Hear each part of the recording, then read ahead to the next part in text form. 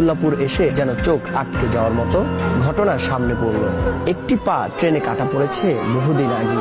স্ট্রেচারে ভর দিয়ে সতর্ক করছে যাত্রীবাহী বিভিন্ন গাড়িকে। সহিংসতার স্থানের দিকে গাড়ি যেতে বাধা দিয়ে যাচ্ছে।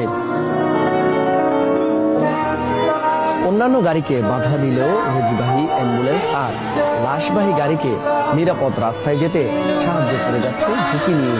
ছোট্ট শিশু রাকিব এক পায়ে ভর দিয়ে বুক ভরা সাহসের সাথে পথচারীদের সাহায্য করে যাচ্ছে সারাদিন ব্যাপী।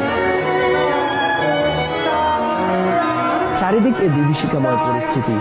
এর মাঝেও কেন সে রাস্তায়? ভয় হয় কিনা জিজ্ঞেস করতেই সে জানায়, কত মানুষই তো মারা যাচ্ছে, আমি মরলে আর কি হবে।